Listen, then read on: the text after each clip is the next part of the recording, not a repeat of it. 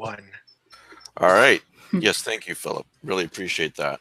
Welcome to the Lovecraft eZine podcast. My cat is trying to interrupt the podcast. Thank you, Charlie. And today is, what is it? July the 8th, 2018. And our guest today is Jeffrey Ford. Hey, Jeff, how's it going? Good. How you doing, Mike? I'm doing pretty good. I think better than you. You had a recent surgery, so I appreciate you coming on. So. Oh yeah, no, I wanted to. I'm happy to be here. Thanks. Let's do our introductions real quick. I'm Mike Davis with Lovecraft eZine and Lovecraft eZine Press. Let's start with JF and work our way over. Hi, I'm JF, not from Lovecraft eZine. I'm just a guest panelist. Thanks for having me. Glad to be here. Author of a very good book titled A God in the Shed. So check that out. Kelly Young, executive editor, Strange Odds magazine. You're also an executive moderator on the live chat now. That's right. Worthy of mention. I keep forgetting to mention that. Right. So watch your shit, everybody. Where's the live chat? If you watch, there's no such thing as live chat. I want to go on. If you watch it on YouTube, which you shouldn't do if you're on the panel, but you can pop out. You can pop out the live chat. Not have to, and then X out the video. I just wanted to know so that people who are watching would know. Yeah, well, a lot of them know, but who are you again, Philip? Philip Fracassi. I'm a author and screenwriter. Okay, Rick Lay, writer and proud resident of Long Island, New York. Oh, there you go. And Heather. Heather Landry, artist for some of the Lovecraft eZine stuff, and you can find my stuff at Sandpaper Daisy Art. Okay. Remember, if you're watching the show and you don't particularly want to watch, you want to listen on the go, you can do that. Usually Monday afternoons or so. It's available as an audio podcast edition on iTunes and other places. Just Google Lovecraft eZine podcast, and it'll be one of the top links that comes up. Jeffrey, I think a lot of people watching or listening to this know who you are, but for those who don't, could you tell us a bit about yourself? Well, I guess I've been writing for about maybe more than 20 years now, and I have a number of novels. The first novels I wrote were a trilogy of kind of bizarre science fiction, fantasy, horror, the physiognomy, and Memoranda and the Beyond. And then I did these mystery novels that had fantasy worked into them, and the Portrait of Mrs. Sharbook and The Girl in the Glass and Shadow Year, and a lot of short stories. I write a lot for Ellen Datlow, a lot of horror stories. So I'm all over the place. As far as genre goes, I like to mix genres. I like to, I don't know, whatever comes to me, that's what I do. It's not like I'm in any particular field or have any kind of real home in any of these fields, which is not a great merchandising tool, I'll tell you. But it's hard to pin me down sometimes. But I've been working for a long time. I've won a number of awards in the field, and I continue to write. I've also been a teacher, college professor for a long time, and I taught early American Lit, which comes in handy with the new book and some of the other stuff I've written. And my stuff's out there. I'm on, online and stuff. So that's about me. Yeah, you really are all over the place, and I can see how that's hard to market. You mentioned to me the other day that you think perhaps that a lot of people don't think of you as a horror writer as well. Well, I write a lot of horror stories. I mean, and there's horror in the books that I write, but none of the books that I write and a lot of the stories I write, they have horror in them, but they have other things in them too. I mean, one of the things I've noticed about horror, and this is kind of a generalization, is horror readers don't like humor in their work a lot of times, and I like humor because it allows you to build tension in certain ways and relieve tension, So, I notice that that's sometimes a problem, but I like to mix the stuff together. I've always written like that. And I basically, for my entire career, I just write whatever the hell I want to write. I mean, I don't really chase any particular, genre or anything. Well, I want to tell you how much I especially enjoyed The Shadow Year. That's a great book. Thank you. There's a quote from the book Boy's Life by Robert McCammon, and he's speaking of a book that a character wrote, but I believe he's also speaking of the book Boy's Life in a way. And it goes like this. He wrote this book about the town and the people in it who made it what it was. And maybe there wasn't a real plot to it. Maybe there wasn't anything that grabbed you by the throat and tried to shake you until your bones rattled. But the book was about life. It was the flow and the voices, the little day-to-day things that make up the memory of living. It meandered like a river, and you never knew where you were going until you got there.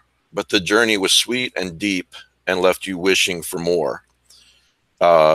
And as soon as I finished The Shadow Year, I thought of that quote, especially the wishing for more part. Well, that's one thing I really appreciate in writing, a sense of errantry. I mean, that you're not sure where this plot's going to go. It could take a twist anywhere. I mean, the ultimate in that kind of thing is like W.G. Sebald in one of his books. It just goes meanders basically. I mean, I don't write stories basically for a novel. It's hard to write like that, but I love meandering and I love errant plots where you're not sure how it's going to go. You know what I mean? There's no telling what's going to happen coming down the road. And a lot of that book was based on my growing up on Long Island. I mean, basically the family and so forth. And one thing I noticed recently about my novels especially is that they're about a lot of different things, but one thing that they're always about is family. It's always some kind of, it's not particular related, but a collection of people who have to, rely on each other and meet some kind of like challenge, and get through things. And it was, I mean, we were in some dire straits when I was a kid, and I think that comes out of that, Yeah, well, that family certainly relies on each other, and they're also just about everybody in the family has got these weird personality quirks, which I really love, And as I'm reading the book, I'm wondering, okay, how much of this is from Jeff's imagination and how much of this is glued together from different experiences in real life. Well, like, the character of my sister, Mary, she had friends who lived in the closet, and she would set up school, and she had invisible friends and stuff when she was a kid. And, everybody had their little peccadillos. Yeah. Well, I really feel like The Shadow Year belongs in the same class and should be mentioned in the same breath, just my opinion, as books like Dandelion Wine, Boy's Life, It, and Summer of Night. Those books all seem to be in the same class, and it's something I really enjoy reading. Thank you. Thanks. I thought I knew it was, it had overtones of some of those, but it's a very different story, really, than a lot of the other ones, It's not like I haven't read those and enjoyed them and gotten things out of them, Dandelion Wine, when I was a kid, that was one of my favorite books. Bradbury can seem very sentimental at times and then be very wicked at times. Like there's a story in his horror collection, October Country, that same kid, Daniel Spaulding, is in this story called The Man Upstairs. And basically, the kid turns out to be this creepy, this creepy guy who, like, is basically torturing this poor dude. That's strange, He's a strange guy. And when you read the story the first time through, you think, oh, this guy's some kind of weird vampire or something. But no, he's just a strange thing. And the kid is odd. He likes to see his mother cut up the chickens and stuff. You know what I mean? So if you read that story, he's got some there's a lot of subtlety in Bradbury, I think, that's missed because he's got this kind of reputation of being sentimental, and if you look hard enough, you see some of that. And there's some of that in Dandelion Wine, too, with the great part in the middle right in this middle of the story where, that the guy who's silent, the quiet one, shows up in town, and what the hell's going on with that, and what happens to him, and where is he, and they're all worried about walking through that valley thing that, that place. So there's some great effects in that book, too. It has some sentimental parts, too, I guess, too. Well, and I certainly don't mean that The Shadow Year is similar in plot to any of those other books. Yeah, but no, I think it's sort of in the same class, if you know what I mean. I understand what you're saying. Yeah, that's a compliment. I appreciate it. Yeah. Could you give like a little spoiler-free synopsis of The Shadow Year for those who have not read it yet?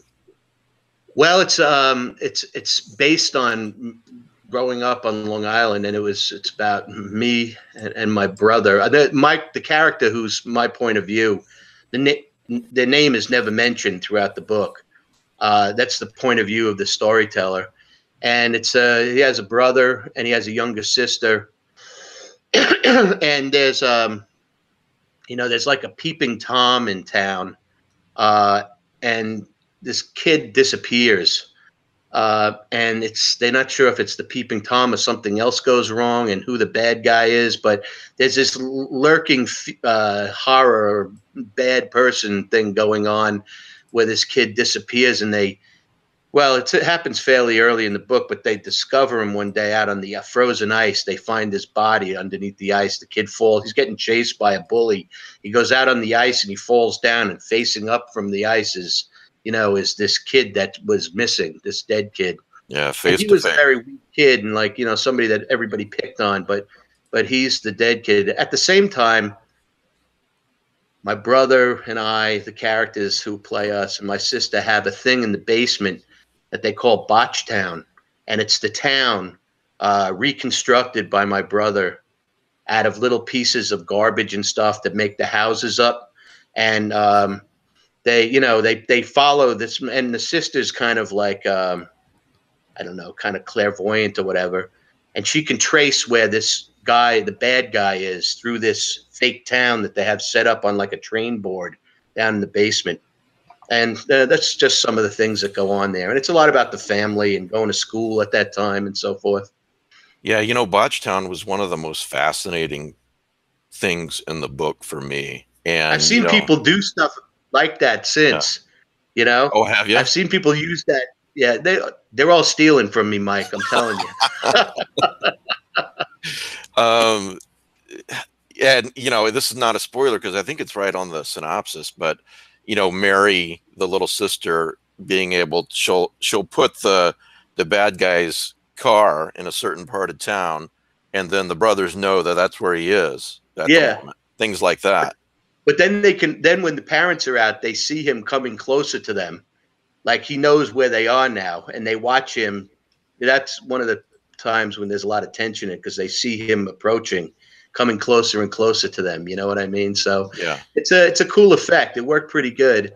I had fun writing that. I had, the ideas for these things I had in my head for like years before I write them, especially the novels. The stories come quicker, but the novels, they gestate for a long time, Well, the horror wouldn't be as real if the characters weren't so real, and they really are. Yeah, yeah, I think that's a good point. I appreciate you saying that. Rick, you have a question for Jeff? You're muted, buddy. I haven't read The Shadow Year yet. But two things struck me from the synopsis, besides the growing up in Long Island. you mentioned the synopsis mentions that your protagonist has an older brother who is both tormentor and protector, which is very true of older brothers. Yeah. Having one myself, I assume that that's based on your real life. Yeah, oh, that definitely, yeah, that was true. That's definitely part of it, yeah. It's a fun character to write, because, you know, and the way he acts in the book is basically the way he acted when we grew up. I mean, he was a ball buster, and then, you know, if I got in trouble, he'd be there to beat the kids up who were, you know what I mean? I had the same experience. Yeah. I wasn't much of a fighter when I was a kid. I really loved your in the closer to the first part of the book, maybe the first third, when autumn came. Your descriptions of autumn and Halloween. Well, that's kind of an homage to Bradbury, you know. Yeah, that part. it sure seems like it. I highlighted it several spots talking about that. I won't read the whole things, but just like this passage: dead leaves rolled across lawns, scraped across the street, quietly tapped the windows. Jack-o'-lanterns with luminous triangle eyes and jagged smiles turned up on front steps and in windows. And yeah, I'm reading that and I'm thinking Bradbury. Yeah, definitely. That's the whole thing about like the light, the way the light is, how it basically kind of decays, you know, as you get closer, as you get further into the autumn. That kind of thing. Very vivid to me. That season. I love that season. Yeah, Heather, we'll get to that one in just a second. That's great. Can you give us a synopsis of The Twilight Pariah? I'm halfway through that, and I'm really enjoying it. Well, it's a novella I wrote for Tor. It's about kids in their last year of before they go into their last year of college. Friends who were friends in high school meet back in the town that they grew up in, and one of them, this woman, the girl in it, decides that she wants to be an archaeologist. She changes her mind about what she's going to be like every 10 minutes, you know? So she gets these two friends of her. One's a football player and this other guy who tells the story. And they start digging up the outhouse at this old mansion that's fallen apart.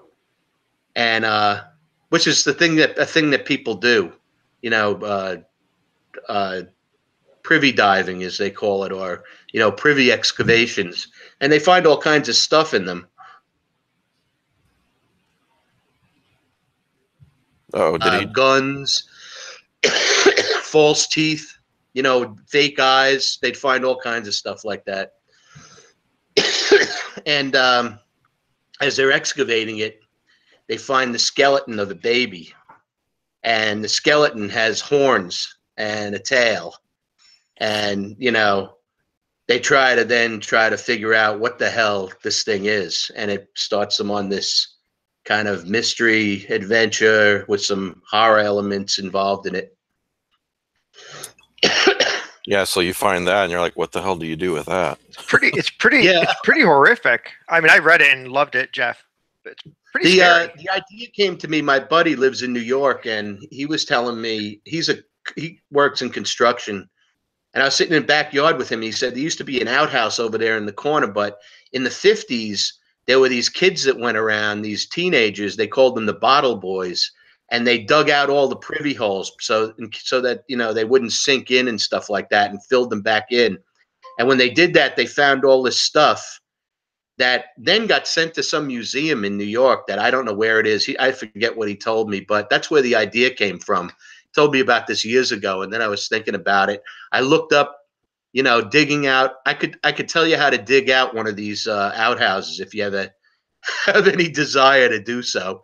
But people are into it, man. They find all kinds of great stuff in them, and you know, you don't have to worry about it because all the shit's turned to dirt like 50 years ago. You know what I mean? So it's kind of an interesting. The night dirt. What? The night dirt you refer to. The night soil. Night soil, yes. You know, when you hit the good stuff is you hit the night soil. This rich, loamy, like, you know, dark dirt. Yeah, Heather, you have some questions about A Natural History of Hell. Well, more like just some praise about a lot of the stuff that I noticed about it because I loved it. But I was enjoying some of the stories from it. Yeah. From it earlier today, and I wanted to say, I know you said that you felt like it was kind of awkward sometimes, that you like to inject, humor and a little bit of relief in your stories, but to me that made them much better because I could go much farther into it and completely experience it and be okay even when it got really creepy and horrible, because I could walk much further into the story because it was so much more real, because people do. Yeah, it's like when I remember being at my mother's funeral, and I saw these guys I grew up with on Long Island that I hadn't seen in years. And I don't know, there's a certain kind of humor on Long Island. I don't know how to put it, but I saw these guys in the back of they showed up, they were in the back of the church. I started talking to them, and in minutes they had me laughing so hard I had tears rolling down my face.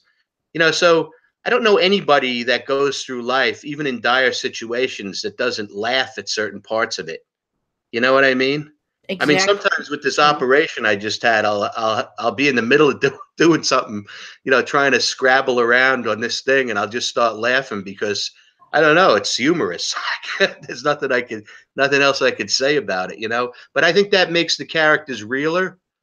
You care more about the characters that way, and it invests you more into it. So when the horror starts, you have more of an investment in it, and you care more about what the danger is in it. That's basically why I think it works. I'm not sure it works, but I think it works. No, yeah, I thought it was wonderful. I thought it was the perfect approach. I went and grabbed like all of your stuff off of Hoopla immediately, and I'm just going to read all of it because it was so good. Oh, good. Thank you. I'm looking at our live chat here, and people talking about they just bought the Shadow Year and the Twilight Pariah. So, good, Mike. Keep it going. Yeah, I can't say enough about the Shadow Year. I really can't. And it was funny because I'm reading. It escaped my notice for whatever reason. So I'm reading the Twilight Year. and thinking, God damn it, I got to stop reading the Twilight Year so I can interview Jeff. So. That one wasn't as successful, really. I mean, some people really liked it. Some people really didn't like it. They said it wasn't scary enough. Yeah. But it was kind of like right down the middle. Either they really liked it or they really didn't like it. So that one, it was a little. I've never had that reaction to a piece like that before, which is interesting. And I thought it was interesting. That was for Twilight Pariah, Jeff. You mean? Yeah. Jeez, I thought it was really scary. I'm surprised. I thought, it's hard to tell when you're doing it. All that when it's stuff you doing it, but basement and in the creepy house, and it's pretty scary. Yeah, I don't know. It's like there's a lot. They joke around a lot, the kids too, and maybe I got the voices wrong with that. I'm not sure. But I'm going to go back to it in a couple of years, and I'll figure out what's going on with it, whether it's them or me. Who knows? It's always them. Yeah. Before the show began, I was complimenting you on one of the best comedy pieces I've ever read, The Order of the Haunted Wood in Letters to Lovecraft. I like that. I like comedy. I was thinking about this when I was writing the Twilight Pariah. I had seen an interview with Quentin Tarantino, and they asked him what's his favorite movies. I think number 3 was Frankenstein meets Abbott and Costello, and he said about it. And I remember this movie from when I was a kid. He said the thing about it is it's really funny and it's really scary. He said it's such an interesting effect to be able to do both of those things in the same piece. And it was a scary movie when we were kids. I remember. I mean, that was closer to the time it came out. And I thought, oh, that's an interesting thing. I'm going to try to affect that and see if I can, capture something like that. That might be where I went wrong. I don't know. We'll see. It was also ironically, the best movie Universal put out, which had the top 3 monsters. It's much better than House of Frankenstein and House of Dracula. Yeah, and it had some really creepy parts in it, I remember. Yeah. just to briefly get back to A Natural History of Hell, I really enjoyed there's a story in there called A Natural History of Autumn, and it took me completely by surprise when I read it. What was the genesis for that short story? I had an editor ask me for a story, right, about Japan. This is an editor who works, in a press that publishes Japanese and English stuff. And if you know the field, you could probably figure out who it is, but I'm not going to say. But anyway, so I wrote this story, and he wanted it. He wanted the story, but his editor, the publisher said that there's a scene in there where this old lady gets like fucked by this giant monster dog, and they didn't want that. Then I'll just publish it elsewhere. It's cool. No big deal. And then Gordon picked it up for fantasy and science fiction. So that was the genesis. So I had to do all this research about Japan. I mean, I did tons of research about it. It was fun. I like doing that stuff. But also it was kind of an homage to all the Japanese like horror movies my brother and I watched when we were kids, and these movies by Kurosawa I love, like Stray Dog and, his mysteries and stuff like that. I wanted to capture some of the feeling I got from those. And they definitely influenced me when I was younger, and the characters and the look of them, and I was trying to capture some of that feel. In addition, I'm big into Japanese literature, and I read a lot in translation, like, Tanizaki and Diary of a Mad Old Man. That's one of my favorite books. Kobo Abe, more recently, Murakami, and so I'm big into it. I know that there's a mistake in it. I read it at a con one time, and a woman who's was born in Japan told me I got a piece of furniture wrong, which is great to find out, eventually. So I figure if that's my only sin, I did pretty good. But who knows what'll come down the line? I might find out later that there's more faux pas in it. But when you do something like that, you got to be really careful. You really have to put your time in and pay attention to the details. I mean, it's like this recent book I just did, this AHAB'S Return. The time period, you want to get that right. There are characters in there, an African character in there that's a character from in my book as well. And you got to get the background right. You got to investigate, that the country would have been from, Guinea, and what kind of possible, work he would have done there, or his father would have done there, and the different tribes that were that are in that area, and figure out who this guy was in that setting to make it work believably in the book, even though the book is really kind of a fabulous book. It's a fantasy to some extent, but you're responsible. That's the responsibility of doing that stuff. And you do your best on it. And sometimes it doesn't work out. And sometimes it does, but that's the chance you want to take. And that's if you're not taking a chance, then you're not going to get anything out of it. You know what I mean? Yeah. So you gotta play. You have to play that. It's a good thing you really like research. I really do. And the first time my editor asked me to do it, I wrote a book called The Portrait of Mrs. Charbouc. It was going to be like this kind of like Hoffman-esque, Germanic. I don't know. I was reading Hoffman a lot. And the book is about a painter who has to paint the portrait of a woman he's not allowed to see. She sits behind a screen, and she tells him about her life. He can't ask her about what she looks like, but from his conversations with her, he's supposed to paint her portrait, And my editor at HarperCollins, Jennifer Brell, said, I want you to set this one in the real world in New York, in the 1890s. And I was like, oh, man, bummer.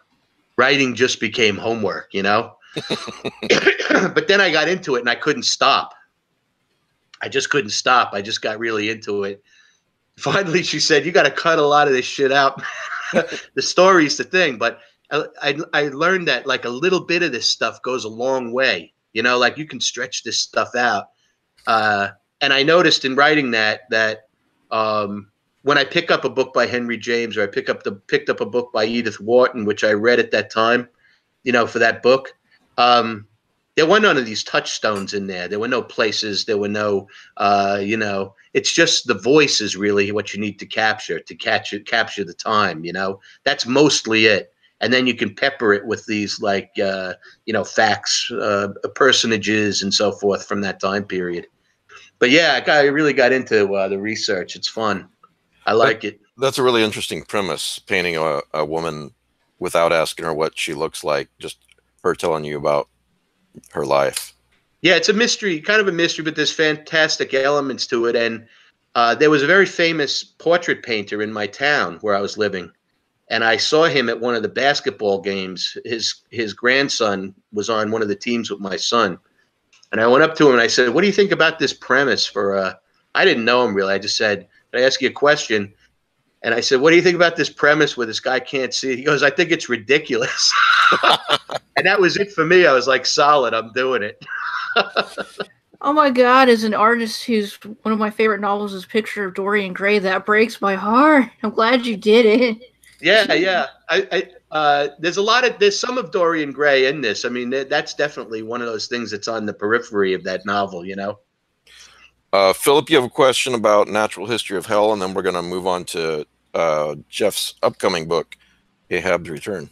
Yeah, I just, it's a kind of a personal comment, but I wanted to, because I've only got into the horror field a few years ago, Jeff, and one of the first things I did when I was deciding to get into it was I read Datlow's best horror of the year. I don't remember what volume it was, but I call it probably 2011 or 2012. But anyway, Natural History of Autumn was in it. And that story was one of the stories that inspired me to make the leap into horror. I was writing a lot of literary fiction, and I kind of saw what you could do with this in this genre. And that was one of the stories that really inspired me. I reread it. I read it, and then I read it again right away. And I've since reread it, I think 2 or 3 times. But I just wanted to tell you that when we have the chance to talk face to face. Oh, I appreciate it. Thanks. Yeah. You know, literary fiction and genre and all that. One of the things that, you know, when I was coming up and I was going to school, I mean, the genre was literary. I mean, I went to school during the time when Garcia Marquez came out, you know, in this country. Who else?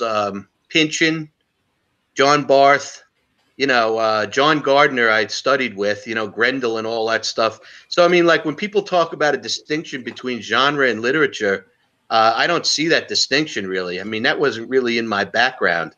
And you see now a lot of quote unquote literary writers are picking up those themes, you know what I mean, and using them in their own work. But yeah, that was never a big distinction for me. I see writers in the field, in these fields, science fiction, fantasy, horror, that every bit as good and, you know, deeply interesting as what they would call like mainstream fiction or literary fiction. So, you know, that never struck me as that there was a big difference. I mean, yeah, I mean, there's crappy books in both, but, you know, there's always crappy books. So you have another book coming out soon called AHAB'S Return, right? I got it right here, buddy. All right. It comes out at the end of the month. Is that right? It comes out at the end of August. End of August. Okay. Yeah, buy often and early. Yeah, I've mentioned before on this podcast that pre-orders help an author quite a bit instead of waiting until it's available. Tell us a little bit about AHAB'S Return, and then I think Rick has some questions for you. Well, I realized one day thinking about it that, you know, at the end of Moby Dick, I don't know how many of you guys have read it. I mean, and one of the things I want to say is it's not necessary really to be, you know, some kind of scholar of Moby Dick to get this book. I mean, if you know that there's a guy, Ahab, and there's a white whale, and he goes after it in kind of a monomaniacal fashion. You got all you need for this story, you know. And I'm not a scholar, a Moby Dick scholar by any stretch of the imagination, but I do know the book well, and I've read a lot of Melville's work. I used to teach early American Lit.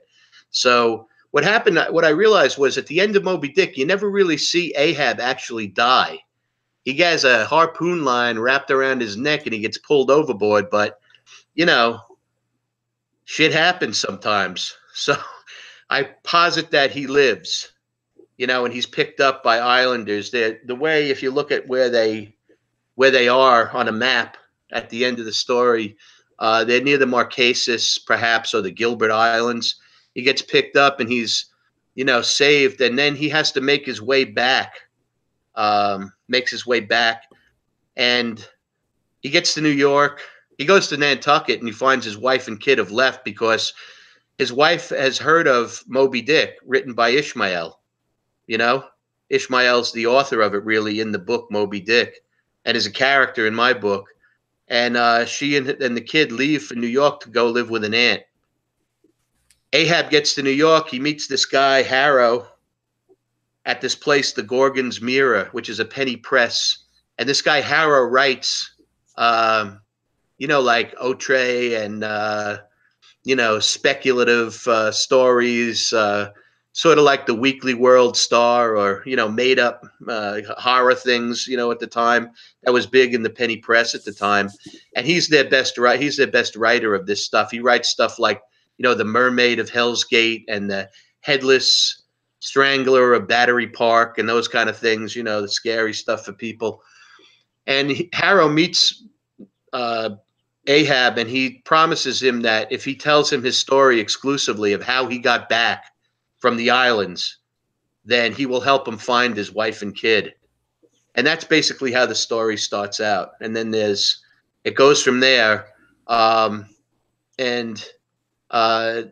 Involved in it there's a lot of stuff about anti-immigration, very similar to today. This anti-immigrant sensibility in it, you know, that they're battling against. There's opioids.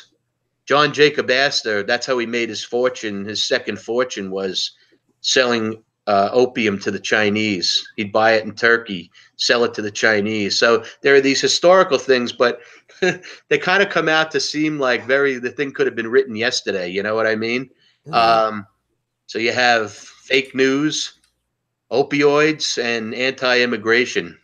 And these things kind of mix together. It's a mystery in a way where they try to find the wife and the kid. And then it's also the story of Ahab coming back. He's telling it to Harrow as they go through this adventure of trying to find the wife and kid. And there are these little set pieces of strange, odd things that, you know, happen.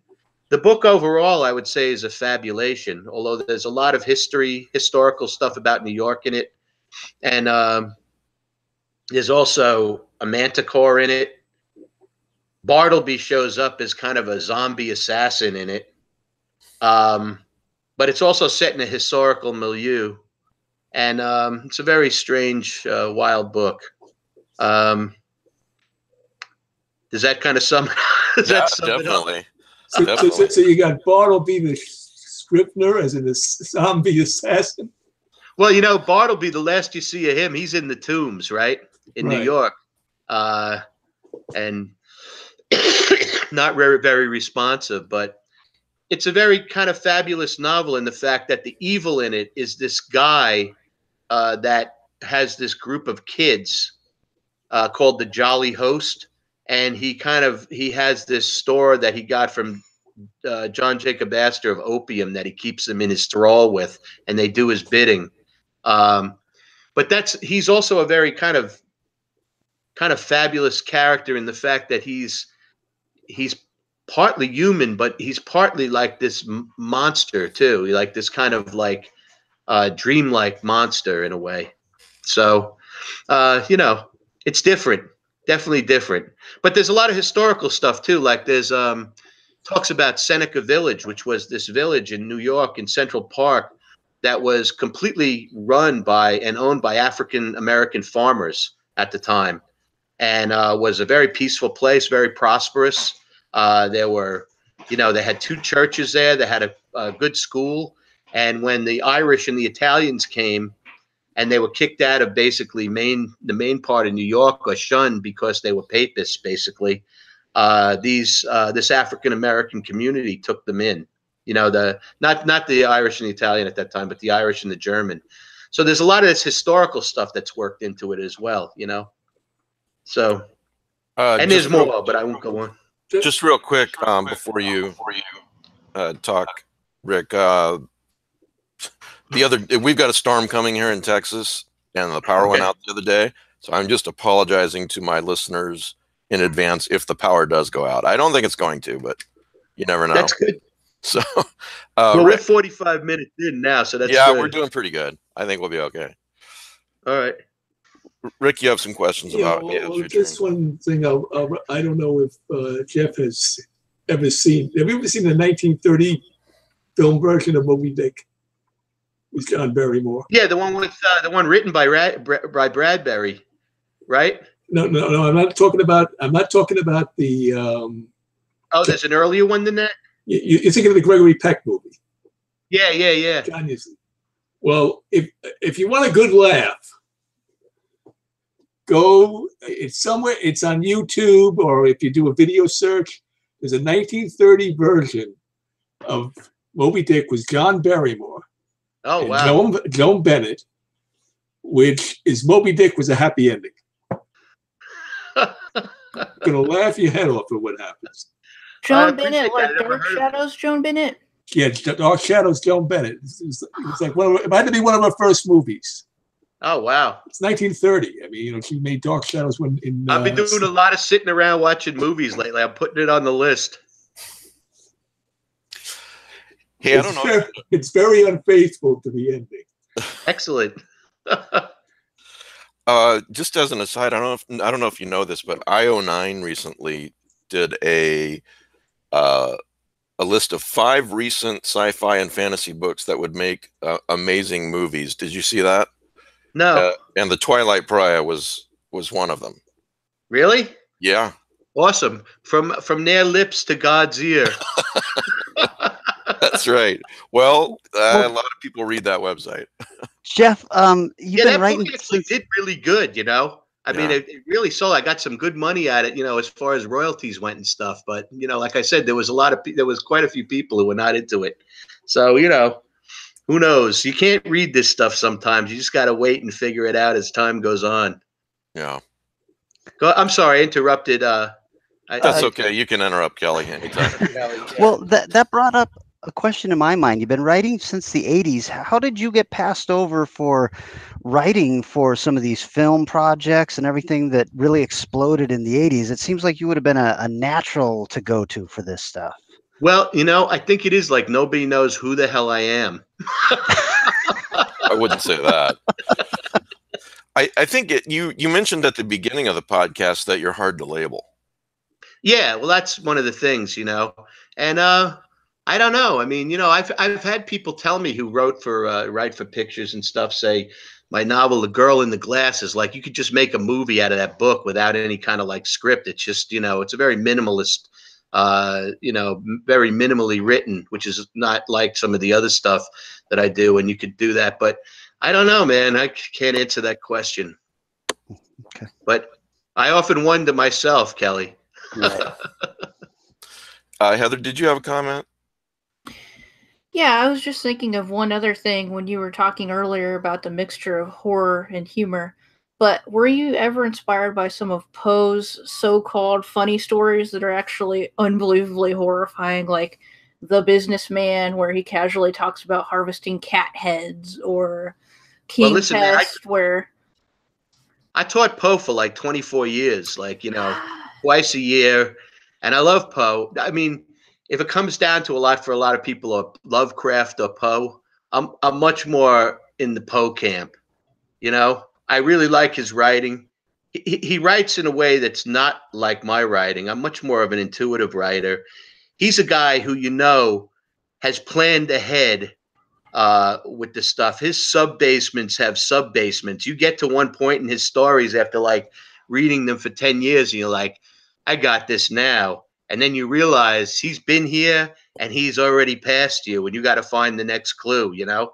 So, and he's very sharp. I mean, it's like the story, Mask of the Red Death. Okay.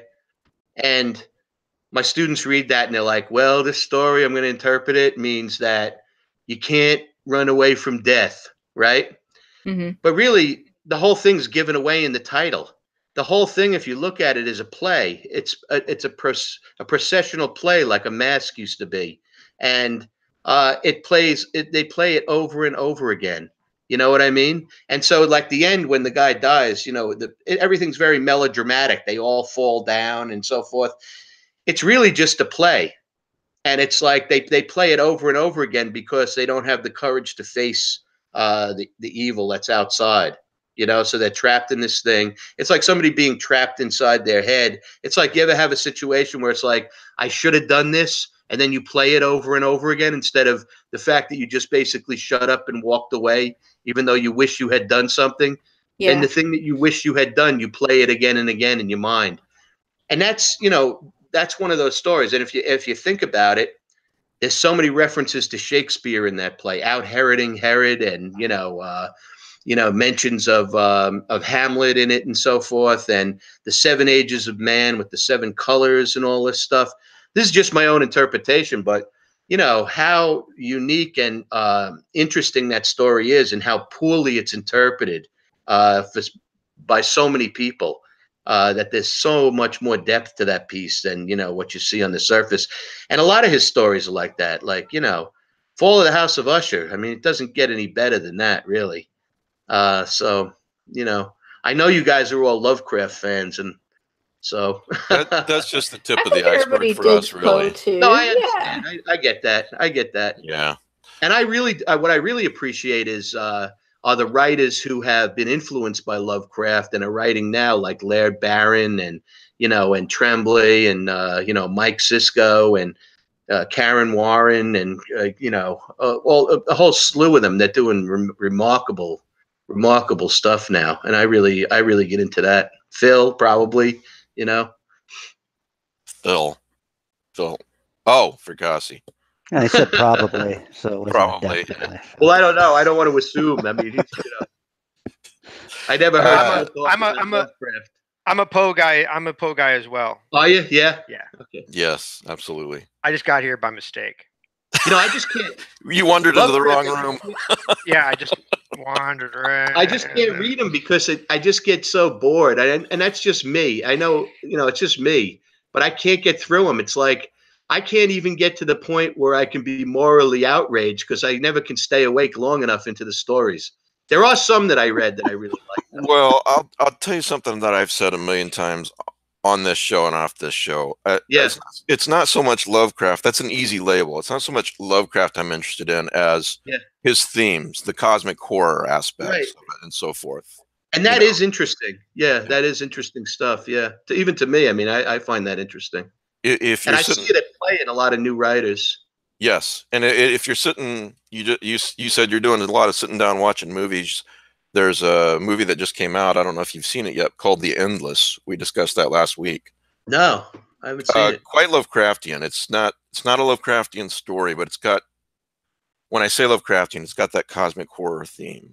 I like that. Unknown. So yeah, check that out. Yeah, the unknown part that's the good stuff. Yeah. Yes. In an interview with Jeff Vandermeer, you answered him, one of his questions you answered, my experience of writing is I fall into a kind of trance and find the story in my head. I see it happening in my mind. The process is not so much like constructing something as it is accessing an alternate universe. It feels to me, like the entire story already exists out there somewhere and I am merely tapping into it. I found that very interesting. I wondered if you'd talk about that for a minute. Well, I mean, when I study with, it's true. I mean, that's the way I feel. When I studied with Gardner, he used to say to us, like, you know, find the character in your mind. Find the character. So you sit there and just wait for a character to go by, and then he'd say, follow the character. The character will take you to the story. So then you have to use a lot of visualization, you know, in your imagination, and you follow the character to the story, and then eventually the story will begin. And then what your job is merely to record what happens, record what you see. So I mean, I really rely on a powerful sense of like seeing the thing in my mind's eye. You know what I mean? And with that, it's like it's all there. I just have to be true to my craft as far as taking down what I see, and you know, and following, you know, honestly following what's happening. It works. I mean, I've used this in workshops before I've done with people, where you know I say to them, you know, we'll sit here for a while, come up with a character in your mind. Let's see where that character goes. Follow that character.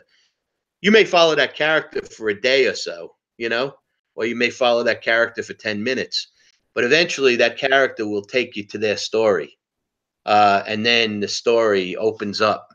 And it's almost as if, for me, the further you push into the fictional world, the more it opens up in front of you, you know? And sometimes you have like, sometimes you get off the track and you got to back up and then go in a little bit different direction, and then it opens up in that direction, and you go, you know, that way.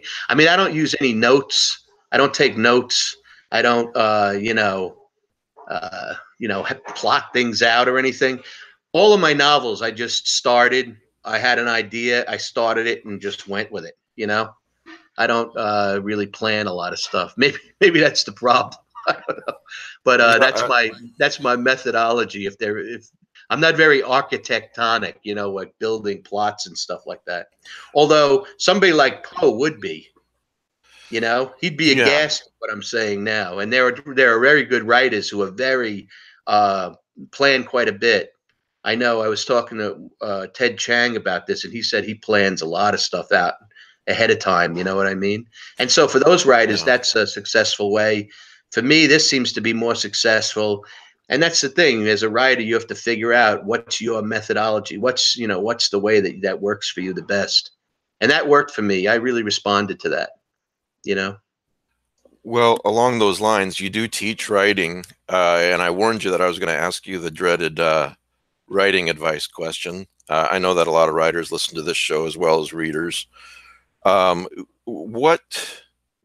First of all, could you tell us a little bit about the writing workshops and classes that you do, and then maybe just some basic writing advice, whatever you think is important to mention? Well, you know, I teach, I've taught fiction writing at different places, Clarion, and, you know, and taught for years at a school in Jersey I taught at. I'm going to start teaching fiction writing up at Ohio Wesleyan this year.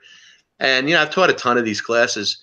I don't really like to give out advice too much, but if you're paying me to teach you about writing, I'm going to tell you my method. And I tell people, like, this is my method.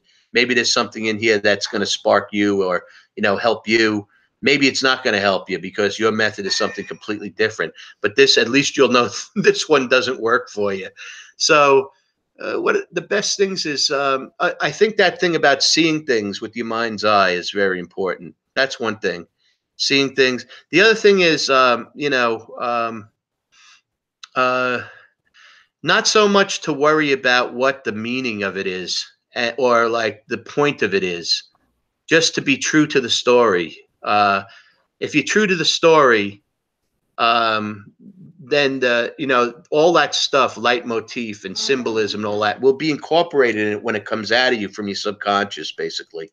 I don't know any other word to use except conscious. It's not a great word, but you know. And the thing about writing that's interesting to me is you would think that you would want to exert more control over the material, but the secret is that you want to exert less control. When people start writing, they want to control the characters. They want to make the characters do things. They want to get a certain point across. That kills the story like dead on arrival. But it's almost like you're driving the car and you want to take your hands off the wheel and let it go and see where it goes and follow it. You know what I mean? So you want to exert less control over it in that stage of like getting the thing down on paper. Then you go back and tweak it and stuff like that. You know what I mean? But you really want to get what's inside of you what's inmost, you want to become the outmost. You know what I mean? That's something I do believe in. Gardner used to say to us, you want to affect a vivid and continuous dream. And what's interesting about that to me is that the thing about dreams is that no matter how crazy they are, you as the dreamer believe everything about them while you're in the dream. So can you do that, with fiction? Can you write a dream with a blue rhinoceros chasing you and stuff and make it seem believable to the reader? That's the goal, really, because in a real dream, you would believe that you were being chased by it, So the vivid and continuous dream thing makes sense to me. And I use a lot of dreams. I rely on dreams. There's a story I wrote called The Night Whiskey that came directly from a dream.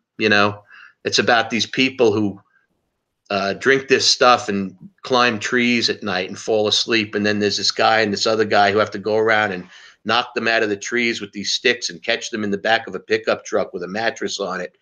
And they have these experiences, these kind of weird experiences while they're dreaming. I remember this story. Yeah, that story. Yeah. But yeah. Well, yeah, it has whiskey in the title. Of course it. What? Yeah, I said, yeah, he remembers the story. It's got whiskey in the title. That's right. Anyway, those are some things to think about. Just letting go more than like trying to control everything, So I find that that's helpful to me because people spend so much time, learning all this stuff. It's like, it's a big bummer. I remember Gardner saying to us, all that shit you think you got to do, you don't got to do. Just tell the story. Tell the story. That's all, really. And you have to get your craft together so that you can get your descriptions right and your dialogue honed and so forth like that. But the story, just let it happen. Let it come out really more. I don't know if that's not really great advice. I don't know if that's good advice or not, but that's what I do. Actually, it's pretty inspiring advice, to tell you the truth. And you mentioned a minute ago when you were talking about making it believable, like you would believe in when you're inside of a dream, and it brought to mind again the Shadow Year, where Mary's moving these characters and around in Botchtown, and how the boys just accept that that's the way it is. It's not. There's no big deal made out of it, Yeah. So you just accept that this is true in this story. That is a very dreamlike quality, and it's something that you see in really good writers like Kelly Link and good short story writers like Kelly Link and some other writers of that from that time period. That when I started, they were working too, and these were things I picked up from them, and some of the things I was doing myself. I think Brian Evanson does a good job of creating that sort of feeling. Yeah, Brian's great.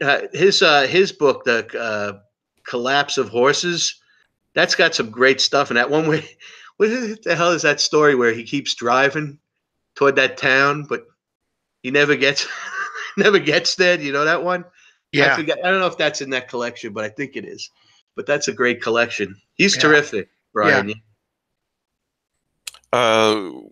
Well, I'll let you go in a few minutes because I know you can't sit there forever, but I'd like to ask, who are some of your favorite writers working today? Working today? Yeah. Well, I could tell you some of my favorite books. All right. That sounds Here's good. one in recent years that I really, really dig. Joyce Carol Oates' Wild Nights.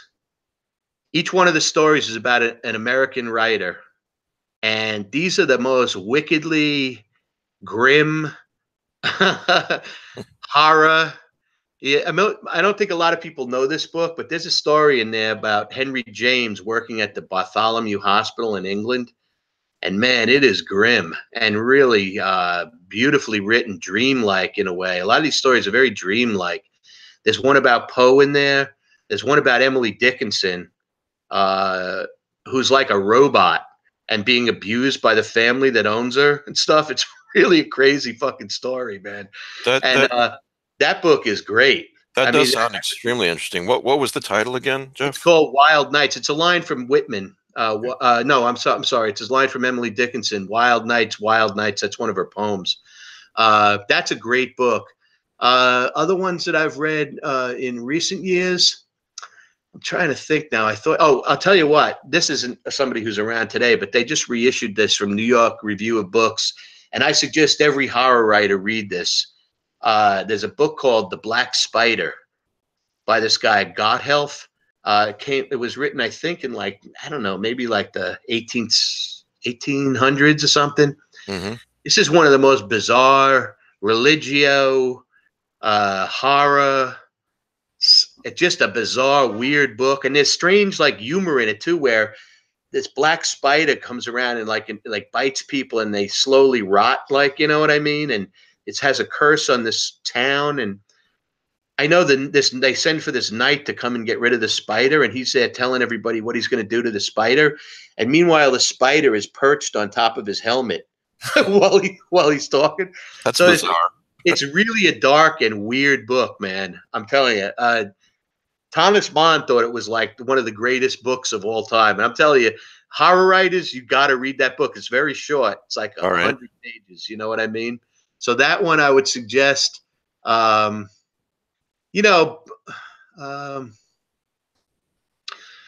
another set of there's a set of books that I like. Again, the guy's dead, but recently died of some years ago. Macrole by Alvaro Mutis, who's a Colombian writer, who's a friend of Garcia Marquez, but it's about the Gaviero, who is a lookout on ships, and it's his adventures in a set of novellas, and there are supernatural ones and adventure ones and really strange ones that don't all add up but are very intriguing. So that's a book, The Adventures of Macrole. You can get it in New York Review of Books has a copy of it, but the print is eye strain edition.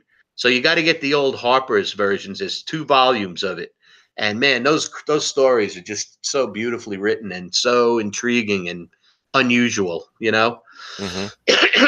I love Kobo Abe. The Woman in the Dunes I mentioned before, and he's dead too. I read a lot of stuff in translation. I read a lot of stuff from other countries and, from other places. Amos Tutuola, My Life in the Bush of Ghosts, is just a blow away book. And I would consider really a horror book in a lot of ways. I mean, it's really kind of unsettling. And it's got that sensibility that some of the stuff by like King has, where it's like, it's because he's writing in like a pidgin English, it makes the horror much more lurid in a way. And I know King writes in a way sometimes in his horror that it's not exactly the greatest writing. It's almost melodramatic in a way, just kind of like Bram Stoker's Dracula. But the horror effect of it is much more powerful in a lot of ways. Sometimes he doesn't write like that. You take a story like Hearts in Atlantis, that story from that book, just beautifully written. I mean, just an amazingly written story, So I think he does it for effect in a lot of times, I think he's aware of it and he does it for effect, and it's very effective type of horror writing that he does, I like a lot of his books as well. Some of them I'm not crazy about, but I mean, there's just so much you can grab, Yeah. Peter Straub is a great writer. Horror writer, and I'm just concentrating on them. I read Laird Barron stuff, and I read Cisco and Jeff Vandermeer's, The Annihilation. It's got horror elements in it. Karen Warren, amazing. You got to read her Grief Hole. You ever see that book, The Grief Hole? I don't think I've read that. I'll have to. That's a crazy blow away book. That book is brutal. About a woman who can sense, like, the abuse that women have lived through, and that have had, that they've survived or not survived. It's a supernatural book, but it's tough. They won some awards, I think, in Australia, and I think it did pretty good. A couple others, but it didn't get much play when it first came out. But she's a terrific writer, and her stories are really creepy as shit too, man. I love her stuff. Well, the last question I have for you, I try to remember to ask every writer or artist on the show, and you're obviously a very successful author, but to you personally, what do you consider to be success as a writer? Well, you know what the thing is at this stage of the game? I mean, I'm 62 now and I'm still putting out books and writing stories and people are still asking.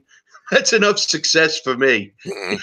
You know, whatever else comes along is cake. I mean, I've made a considerable amount of money doing this at certain times, you know, through the years and in certain ways. So it's been good.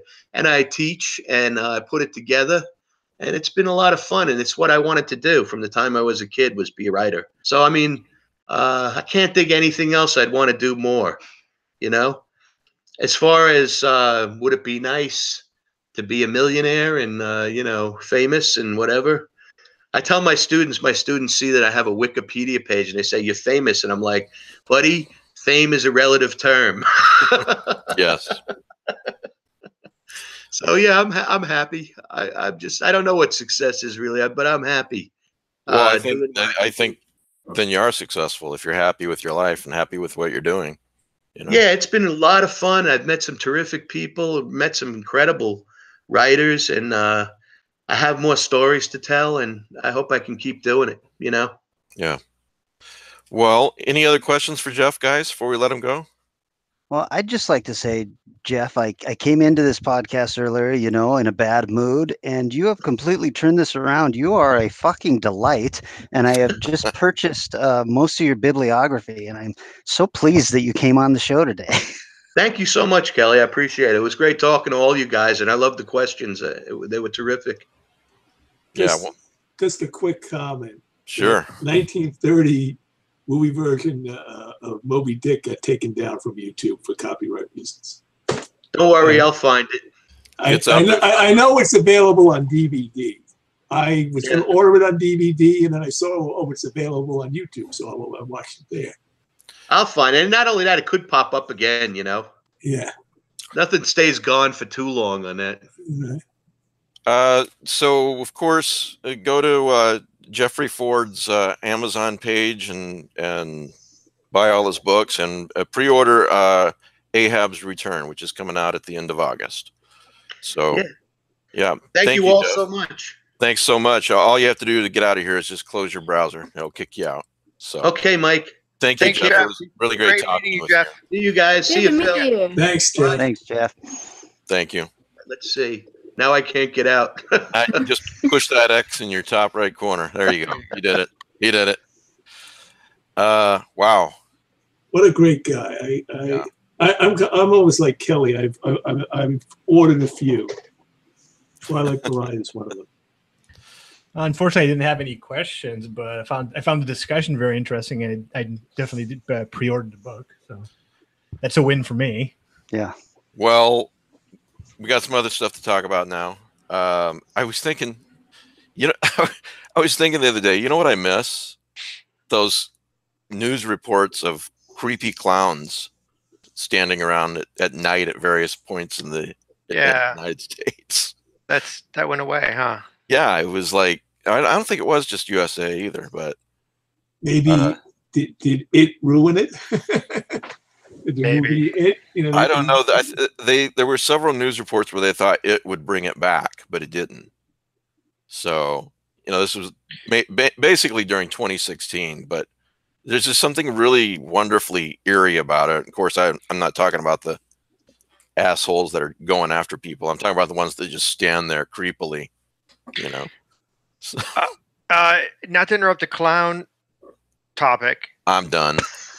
I don't know if we were going to go further with that, but can I say just really quickly about Jeff while we're fresh from the interview? Is one thing is Jeff is a great guy, and he's also a great guy to writers. And when I wrote Alter, which was only my second chapbook, and I was completely, you know, even more known than I am now, Jeff read it and wrote me a nice note about it, a very inspiring note.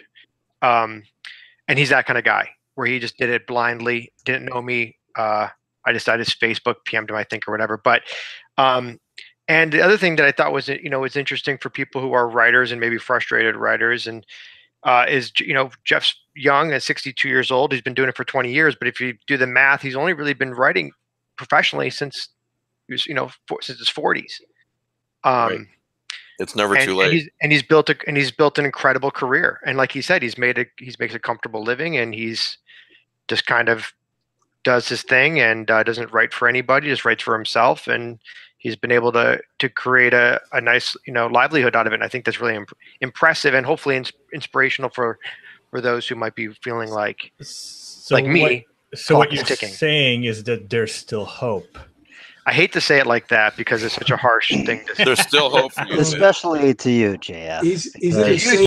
JF's had a very successful book already, so he's ahead of the game. Oh, I wish it was very successful. It's cresting the wave of successful. Not making a living off of it. It's a fun place to be. It's exciting. Well, yeah, Jeff's a very kind person, and he doesn't seem to have an ego. You know what I mean? He's very blunt, and I remember when I did not know him at all, and pre even the altar thing, I mentioned him. I said I saw him, and I said, "Do you have any advice?" And he kind of was like, "I don't fucking give advice. You don't need my fucking advice. Just go do your thing." And like he's that kind of a guy where he's very refreshingly candid but good-hearted guy. Very fun. He's about the same age as Joe and me.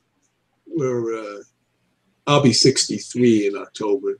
Joe's just had his 63rd birthday. And it's interesting that all of us are influenced by Abbott and Costello meets Frankenstein. I've never seen it.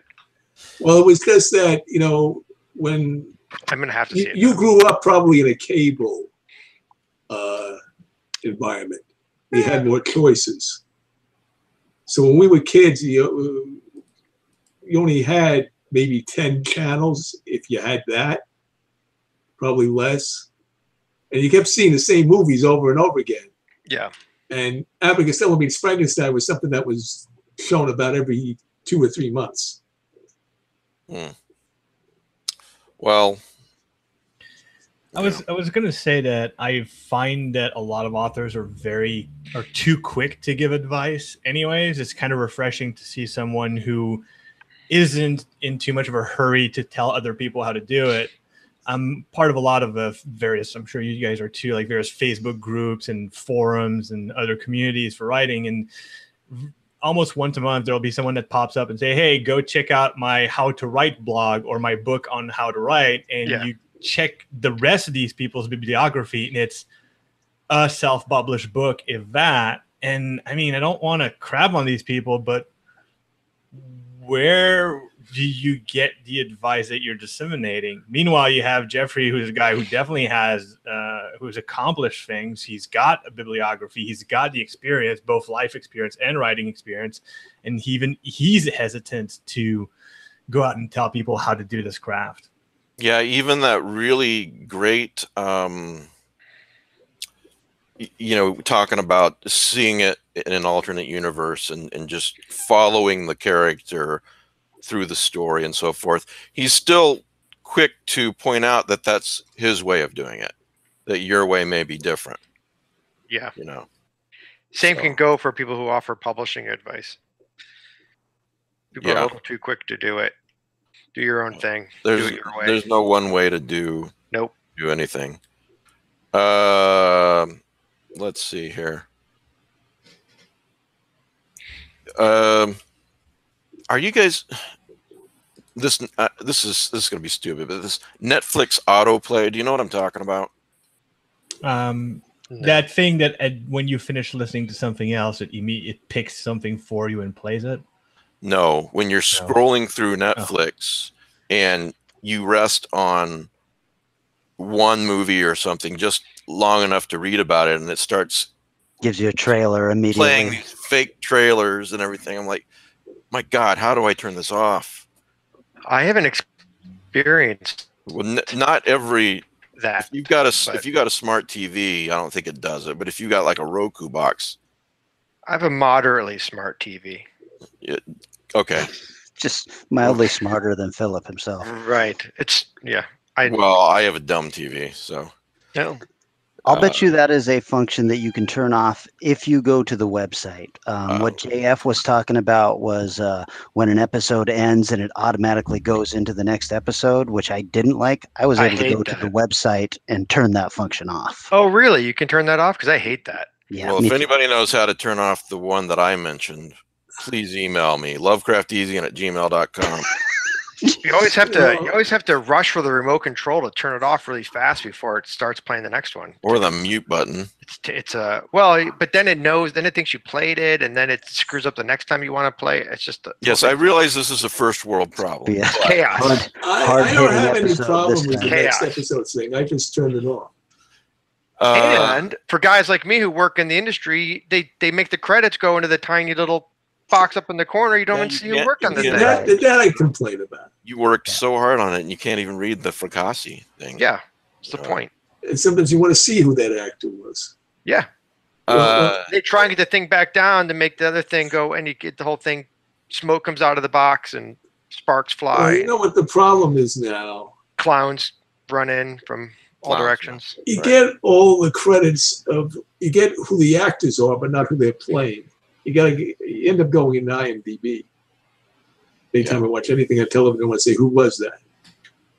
Because it was a guest star, it'll be, guest starring so-and-so, and, somebody you never heard of. Well, Rick, now they have a function. I don't know if it's all platforms, and maybe it's just, but you can actually, during the show, you can, while the show's playing, you can bring up a window that will show you who all the actors are and what their IMDb history is and stuff. Not with mine. Again. Well, speaking of Netflix, this is from the Horror News Network. Quote, by the end of August, user reviews of programming on Netflix will be a thing of the past. CNET reports that, quote, you will no longer be able to post written reviews as of July 30th, and then in mid-August, existing written reviews will be removed. And the speculation is that this move coincides with Netflix's intention of phasing out third-party content and increasing the amount of their own original content available on the platform. No more user reviews? I never pay attention to them. Anyway. I gotta admit, I don't either. Well, they don't even show them on mine. The only way I see them is if I go to the Netflix website. You've got like a 19-inch black and white TV, it sounds like. So yeah. I keep saying things like, well, my TV does this. Like, use a remote control that turns it on and off. Mike's like, well, my TV doesn't do that. Right. His remote goes clunk. Mine, clunk, you got to kick in clunk. The thing before it comes on. What's a remote control? Speaking of reviews, is this the Facebook gossip segment of the Why the fuck not podcast? Is everyone's up in arms and alarmed because Amazon is taking a scythe to user reviews on author pages. I'm sure amongst other products, but not really a concern of mine, I have to say. Well, it does kind of suck because those suckers are hard to get, and like the guy, I think I mentioned this last time. Like there's guys, like if you have a book, you can have the guy who comes on your leaves a 1-star review and says I hated this movie. He's okay, but the like 3-paragraph long review by real reviewer gets axed. Their algorithms are goofy. Well, I think the key is, I'm not saying I agree with them. I'm just saying that it's not a big concern of mine. I think the key is verified purchase, Yeah. So I'm looking at the Sea of Ash. They haven't removed any. I think they removed like one from Shiloh, didn't they? Yeah. Well, yeah, surely they removed the one because verified purchase, wouldn't it show that they bought the dog movie instead of the book, or is it? I don't know. I can't. That one is dog movie is the bane of my existence. Couldn't have come up with a different title. Well, I didn't know there was a cute dog movie name. Who names a cute dog movie Shiloh? It's a worst battle in American history, and they name a cute dog after it. It doesn't make any sense. Shiloh just came out, and it's got 22 customer reviews, I think we're doing okay. My next book is going to be called Blood Curdling Terror, and the people are going to oh, there's a bunny movie about that. Oh, I thought, weren't you telling me the next book is Milo and Otis or something? I warned you against that one. A Dog's Life. Satan Paws 3. It's like the problem when a popular band takes a title of a book or an obscure literary character, and all your searches are screwed up. I used to search on things like Fantomas. He was a French master criminal, and now he's a popular band somewhere. And that will be 90% of your searches unless you add something else, the author's name or whatever. Well, I don't know how Amazon is putting these relations between two people together. It's like creepy. Philip Fracassi went to high school with John Smith's, and John Smith brought one of his books, so therefore, there's something really weird about it. So Yeah. and like JF's book, I found it at Barnes and Noble. So, I haven't done this. Sorry. But I have pimped this book a lot. But I haven't gone on Amazon and reviewed it, but I wonder, since I bought it at Barnes and Noble, would they remove that review? I don't Even know. though I bought the book, who knows? I think they're mostly removing books where they can sort of, and I'm not saying the algorithm works perfectly or even at all, but I think they're mostly looking for, say, your mom's review and things like that, and remove those. No, Yeah, the I'm in trouble reviews. now. Because what's happening is they're reviewing reviewer reviews, and that's why people are up in arms, because reviewers are getting upset because they're posting their reviews on Amazon and those reviews are getting removed. Okay, that's stupid. Because Well, I know they went through a lot of reviews that were from people that were connected to them. Like I lost through a lot of reviews from families, which I didn't care about because, like, my mom saying that she put my drawing on the fridge isn't really that helpful to sales, anyways. But if they're taking out reviewer reviews, the most credible reviews, the ones that should be the most impactful, that it's weird. Is a problem. Well, I can think of an easy way around that for any reviewer who would be kind enough to do it. You send them the book, but you have them buy the book, and then you PayPal them the amount. Have them buy the book off Amazon, then PayPal them the amount of the book. Yeah. Look, I mean, it's like the book "Who Moved My Cheese." We can complain about that the cheese isn't there anymore, or we can go to where the cheese is now. If you understand that, you don't even have to read the book. In another way, if I look at like the impact that not as a professional, but like a reviewers, like people who review books and have like have high traffic book blogs, I'll get more sales off of them because they're book blog than their review on Amazon. It's just the review on Amazon is a good bonus. It's a nice plus to have because it boosts the ranking and all that. But at the end of the day, someone who has like a 30,000 blog says they gives me 5-star, I'm gonna get more sales out of that than if they put a review on Amazon. Yeah, the thing with Amazon is that if I as a reader, I don't really look at the reviews too much. If I pull up a book, it looks interesting to me, and let's say it's got 4 stars, and 25 reviews, I'm pretty confident that it's a good book. Mm-hmm. If it's got 0 reviews or 3 reviews, or if it's got 30 reviews and it's a 2.5-star book, I'm probably not going to buy it. So I don't think any one review makes the difference. It's, to me at least. It's just too bad to lose the credible reviews for reasons that are probably nebulous and bizarre. Yeah, I don't disagree. I don't disagree. But it's just something that if this is going to be the way it is, we're going to have to find a way around it. So. My review for Shiloh is still up, and I wrote, I read this book while I was taking a bath. Now we're both washed up.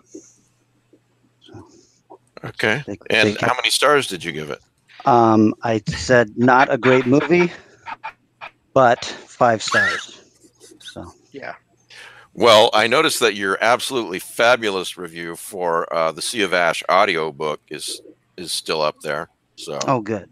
And it's the #1 review. It's a very thought out review, so I would have a problem with somebody removing it. I don't even remember what I wrote. I was drunk when I wrote it. Super drunk. Well, obviously you should write drunk more often. Wait, you can write sober? Yeah. I learn Writing things advice. every time I come here. That's I know. right. Next thing you're going to tell me is I can drive sober. Let's not get carried away. Ridiculous. This sounds like the famous story of Raymond Chandler rewriting a screenplay while he was drunk. It was the Blue Dahlia. The Blue Delilah. Blue Dahlia. Black pretty- Dahlia. That's what I'm thinking. Yeah. Where did I put this damn? Oh, here it is. This link. There's a movie coming out called UFO. Get this. Gillian Anderson is in it. Mm. It hits digital and DVD this September, and I'm prepared to not like this film immediately. And then I start watching the trailer, and there's some big time actors in it besides her. Is it So a tongue-in-cheek, like, haha? Do not think so. No. Oh. It's Never just heard of it. funny. It's just funny that they cast her, though. You know? It was the X-Files, yeah. Yeah. I don't think it's a good casting move, but what do I know? You know? So anyway, yes, look for that on your digital shelf in September. Straight to vid though, and digital download. No theatrical release. Good point. That's a bummer. Yeah. The most underrated writer. Michael Menace has been called the most underrated writer of Lovecraftian fiction. He was on the show, I don't know, 5 or 6 months ago, guys. He's got a collection out there called Your Poisoned Dreams. And if you don't have it, you should get it. There's some really fucking creepy stories in there. And it's available on Kindle for like $2.34 in the US. So, Your Poisoned Dreams. Anyway, I bring him up again because he's got a new collection out called The Girl Who Walked in Circles. For anyone who read Your Poisoned Dreams and wants more Michael Menace, The Girl Who Walked in Circles, it does not appear to be available on Kindle, but this guy's something else. He's a really good writer. I think you have to order that through Lulu. And it's on Amazon. Oh, it's now on Amazon? Okay. Yeah. I just clicked on Amazon. So yeah. So what movies you guys watched lately? I've got a good movie recommendation. All right. It reminded me whenever Jeff was talking about his alternate interpretation of Mask of the Red Death actually being them having to replay it over and over again. I just watched the 1973 Tales from the Crypt Vault of Horror. I love those things. I don't know if you guys remember those. Like the William M. games, like 2 Tales from the Crypt original movies, like not Bordello and Blood, Demon Night, but like the first ones. Do you This remember? the British anthology film? Yes. That was awesome. I mean, it's kind of dated looking now, but yeah, it's another, horror omnibus movie with like 5 different vignettes, and it touches on that theme that Jeff was talking about earlier. So, Is there a crypt keeper? no, actually, this time the gentlemen descend down into the crypt and tell their stories and are not then judged and confronted by the crypt keeper like they were in the first one. It's the sequel to the first one, I assume. The best episode I thought was the Tom Baker one, which was the painting. The last one they did. Yeah, that one really, for obvious reasons, I really liked that one too. I'll have to check that out. 1973, you say? 1973, Tales from the Crypt Vault of Horror. It was awesome. It was really creeped me out too, though, because they got away with a level of violence and gore that, like, nowadays with the effects that we have now would have been really just absolutely horrifying, and is still difficult to watch now. So, Just a question: did you see that on DVD or on regular television? well, I'm just gonna admit that I have a friend Oh boy. Yeah, that's what I'm gonna say. This is being recorded and broadcast. I don't know if you want No, to. here's the Anything reason. that starts with I just want to admit is something. Right. Yeah, you might want to stop right there. rethink. Stop Here's omitting the stuff. reason why I mentioned it. I have that movie on DVD, I think, in a double bill with Tales from the Crypt. And the DVD, the print on the DVD is missing, is screwed up a key scene. Mm. The first story is about vampires. Yeah. And there's, let's say the protagonist ends up in a very unusual position with something on his neck. And they blacked that out on the DVD, which was like from, it must have been the edited television version or something. Mm-hmm. And that annoyed me to no end. I think YouTube had a print of it, so I saw that scene. Mm-hmm. But I just say, if you buy it on DVD, be careful. It would have been about 2008.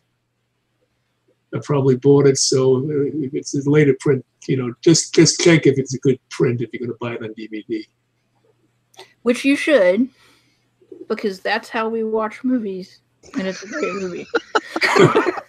Heather just wants to admit I bought the DVD at She pays full price for everything. Yeah, that's my confession. Yeah. I just want to admit that I absolutely, positively never smoke weed when my chronic pain gets too bad. I don't do that. Good for you, buddy. Never, ever, ever do that. I mean, I've heard that can lead to like crack and like. Oh, it's a gateway drug. Yeah, I'm looking forward to LSD and all that. I just all that went shit. straight to crack. I figured why We can tell by looking at you. bother with the gate. I watched You're a little skinnier if you were really on the crack. What? Is that a fat joke? I'm just it's one or the other, Phil. If you eat or smoke crack. But Well, no. now that Kelly's called me fat, on the topic of Kelly insulting me, It's a which we could go topic on for every days about. episode. Yeah. Kelly was recently insulting the director I'm working for right now, Yeah, boy. Nicholas Winding Refn, and So sorry about that. yeah, and but through the discussion that we had on Facebook that came from that was that the discussion was about William Friedkin's Sorcerer, which I had never seen. So I immediately grabbed my bottle of whiskey and went over to the Netflix there, and I watched Sorcerer, and man, that is a wonderful film. And Mike, it's got Ray Scheider, who I know you like. Roy Scheider. Roy Scheider, that's the name, yeah. Jaws guy. And, No, it is not the Jaws guy. It is the Blue Thunder guy. the Blue Thunder guy. That's what I meant. Yes, And that's what you meant. I meant the Jaws 2 All that- guy. All that jazz guy. all You the didn't mean jazz. you didn't mean that either.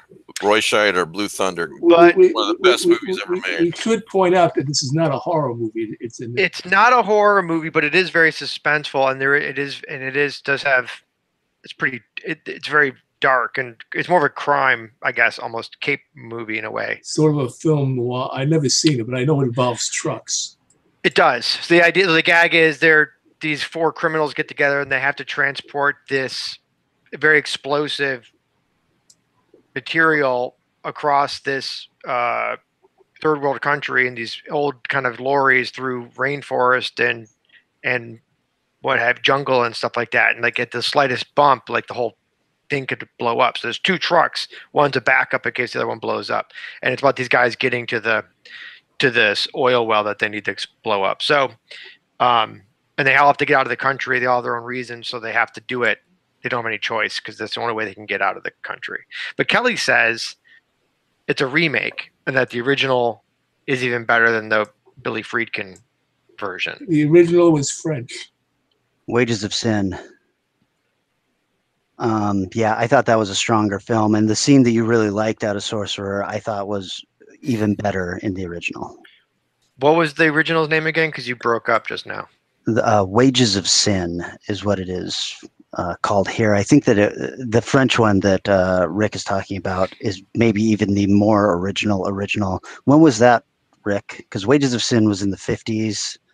I thought Wages of Sin was the name of the French. Oh, is that the French one? Okay. The only French I know is Menage a Trois. I don't think Wow. I thought Sorcerer topic. was the first English version, but I'm just basing this on things I've read years ago. Okay. Well, there's a great scene where these trucks have to get across this bridge, and the bridge is like a foot over like a raging river, and it's torrential rain, and the bridge is falling apart, and it's you don't breathe for like 10 minutes. It's an amazing sequence. Okay. So go watch Sorcerer. All right. Did you say that's streaming on Netflix? I know. I actually think I paid money for it. I think I bought it on Amazon. Are you admitting now that you had to pay money for it? Is that $3.99, I think. To get back to Vault of Horror, Heather doesn't pay for it, so just I would have loved to have bootlegged it. I'm too lazy. me too. That's too I'm lazy. being reminded that it's actually Wages of Fear. That's right, not Wages of Sin. okay. Thank you, Andy. Just to bring back Vault of Horror for one moment. Thank you for getting us on track. There's a 2014 cut of Tales from the Crypt and Vault of Horror on DVD, Blu-ray, and according to the editorial review, this is the uncut version. So it's much better than the one I have. Oh yeah, Blu-ray too. That's great. Oh my gosh, is it like Criterion Collection or who did it? Or Where could you steal it from? Let me see what the. I'm trying to find the publisher. name. I love Criterion Collection. They're so great. It's not Criterion Collection. It's something like Midnight Movies or something like that. Cool. All right. Yeah. So this is double feature. Well, But, go ahead, Rick. I'm I sorry. but I checked that it claims that it has the proper cut of Vault of Horror, because that ticked me off big time when I saw it. Well, we recently had another scary movie night at the Davis family abode, palatial estate, and for the first time in 20 years or so, I watched The Blair Witch Project. Danielle's never seen it. Logan's never seen it. And, in our never-ending quest to scare the hell out of Danielle, that was the plan. And we did scare her, but, that movie is not nearly as scary as I remember watching it the first time. It's awful. I don't remember being scared the first time. I remember being I was unsettled, but I remember being a little freaked out at the very end, the very finale. Yeah, that's one creepy fucking scene. Yeah, I hated it. Yeah, but I thought the rest was just boring. I was bored out of my mind the rest of the movie. Yeah, during the beginning, the first 2/3 of the movie when they're all sniping at each other, I'm thinking, how did I ever like this movie? I don't get it. I thought Paranormal Activity, the first one, was a stronger film. Oh yeah, that's pretty good. And I'm not generally a fan of found footage films. Well, that was what started the boon, I guess. Yeah, what I was going to say was, and it does. I just finished reading Best Horror of the Year, Volume 10, and I'm not saying that because I'm in it. Go pick it up. You are? But I am. No, but John Langan wrote a story called Lost in the Dark, which is the last story in the collection. It's a novella, and it's about a found footage film, and it's really good, and it's really creepy, and it's in typical Langan fashion. It's a story within a story within a story.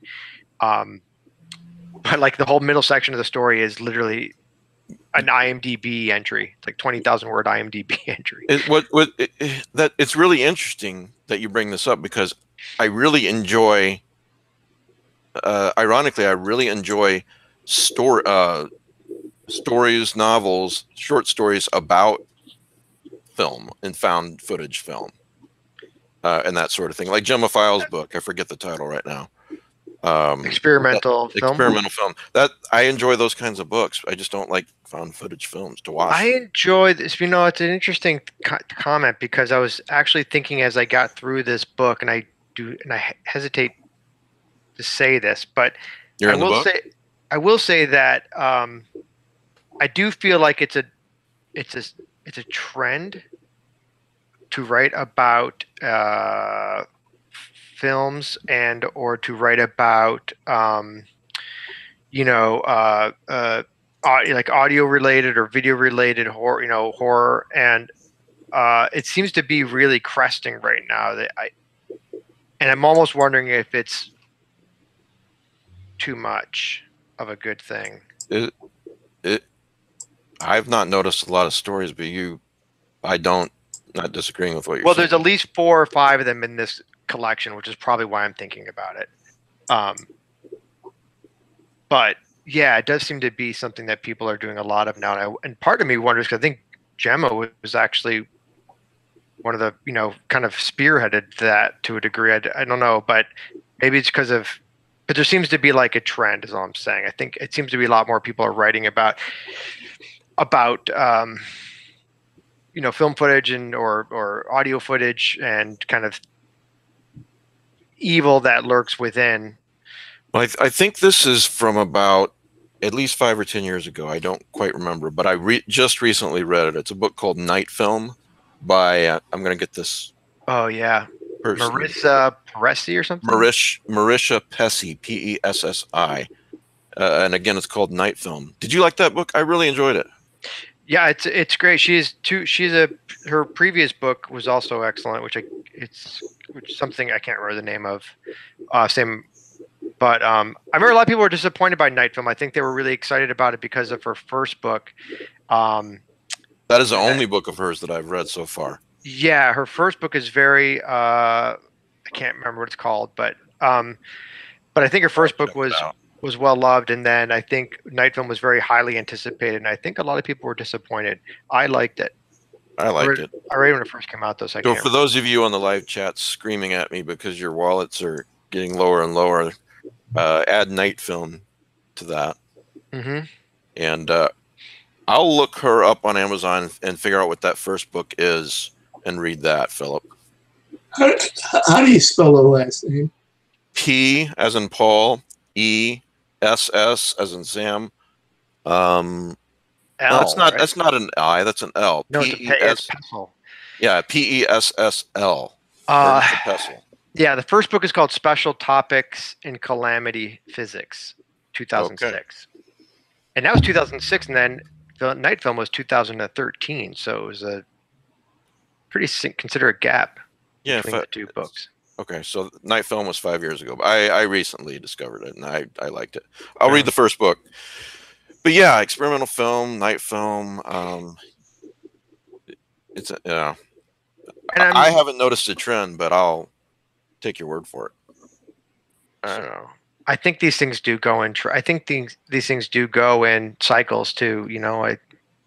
What people write about and focus on, and I think everyone looks to see what Gemma Files is doing and tries to get on board with that. Right. That's what I think. I think she's fabulous. A few years ago, Westerns. There were a lot of horror Western themed things going on, and what's her face, Tanzer and Gemma, again, to your point, was writing dark Westerns. And well, I don't like dark Westerns, but I think Gemma is extremely talented writer. Craig Zoller, he was doing so. I don't know. And Molly's very talented too. Nancy Collins did a lot of that too. I'm about 20 pages from the end of. I'm going to get an angry email that you referred to Molly Tanzer as what's her face Tanzer. So I'm going to redirect that to you when I get it. So just so you know. I don't think she likes me anyway. So I don't think Kelly likes you anyway, but either way. I'm about 20 pages from the end of Paul Tremblay's Cabin at the End of the World. What'd you say? Cabin at the End of the Woods? Cabin at the End of the World, Paul Tremblay. World. Yeah, that's right. Yeah. It is a staggeringly good book. Is it better than Disappearance at Devil's Rock? It's better than. It's best. It's my favorite book of his so far. It is absolutely unputdownable. I mean, I think it's a 300-page book, and I'm about 260 pages in, and I've got it. I opened it yesterday. Well, I'll have to see if I can find that on the illegal downloads. Yeah. So you put it down though. I put it down to come onto the podcast. No, so you Yeah. did. Well, more important things. I'm sure Paul watches each and every episode, and I think he's got my address, so he can send me an autograph copy. So I'm sure that'll happen. So no, yeah, I do need to buy that and read it. All kidding aside. He was on 2 weeks. He was on last week or 2 weeks ago or whatever. A couple weeks ago, yeah. Yeah, I could have said something then, but I didn't. That would have been the moment. It would have been, yeah. So all right. To the rest of you, what movies have you watched recently before we end the podcast? Well, just to make sure that we devolve into the geekiest talk of all, I did watch the Suicide Squad animated movie Hell to Pay. Yeah. Has anyone else watched it? I have not. It was spectacular. If the movie had come 1/10 as close to what this story should have been, it would have been an amazing movie. It's an R-rated animated feature with brains being blown out and super violent, and it felt very much like almost like a 70s exploitation film that just happened to star superheroes, and I loved it. Can't say enough about it. All right, I'll have to watch it. I've been resisting watching Gods and Monsters, the alternative Superman, Batman, Wonder Woman animated movie. Is that out now? It's been out for a while. You can watch it for free on Hulu. I saw it. I liked it a lot. I was pleasantly surprised that I liked it. I didn't think I would. So. Okay, I'm checking that one out. Yeah, it's free to watch. I'll tell you one thing. I've gotten away from animated movies now that we got good Marvel movies. Sure. I just find it hard, even though I love the whole Batman animated series era, but I've seemed like I guess I've been blown away by what they're doing with live action now. Yeah. JF, you watch anything recently, or have you been too busy editing? I've been too busy editing, but I did manage. I spent a year a while back not watching or reading anything because I was too busy doing other things.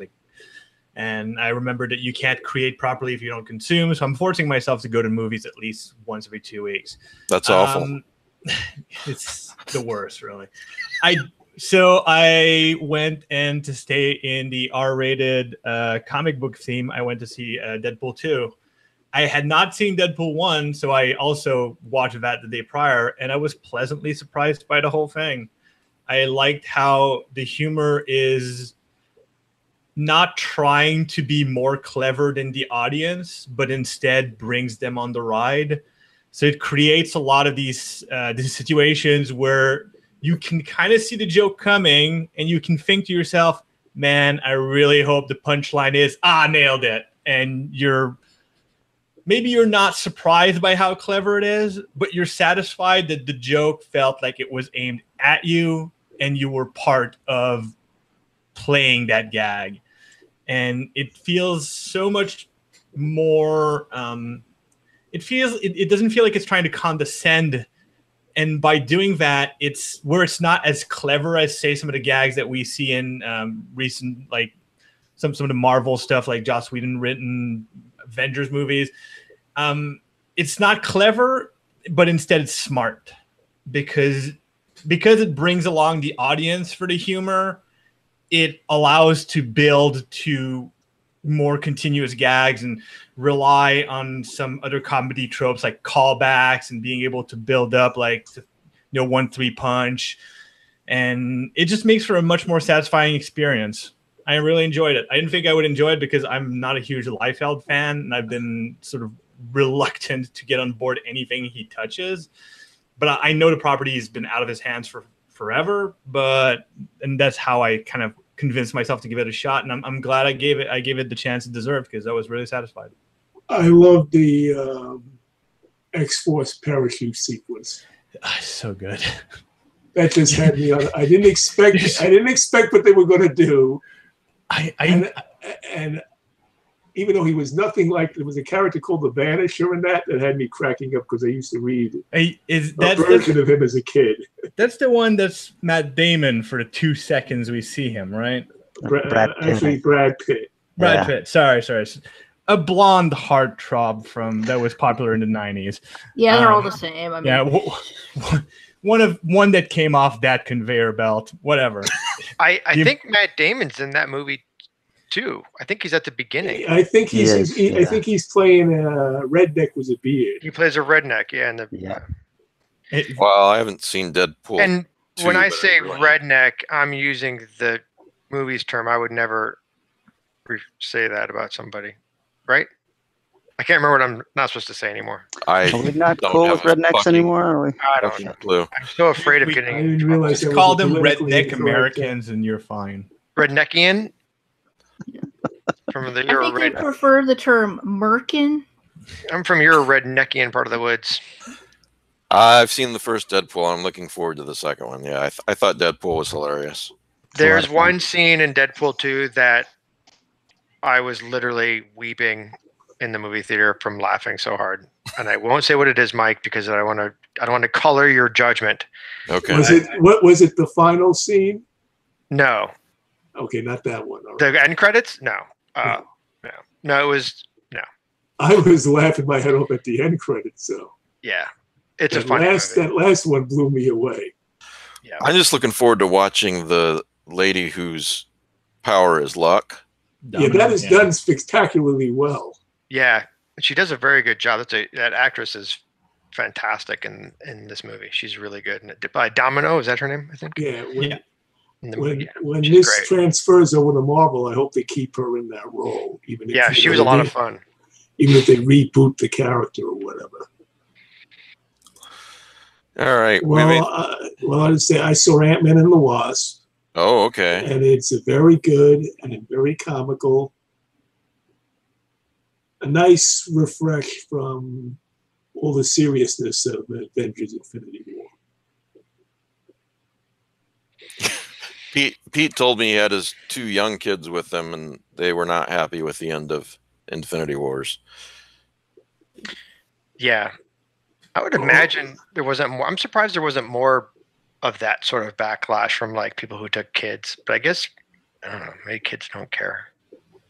I don't know. Maybe it's very easy to explain to kids that most of these characters will be back.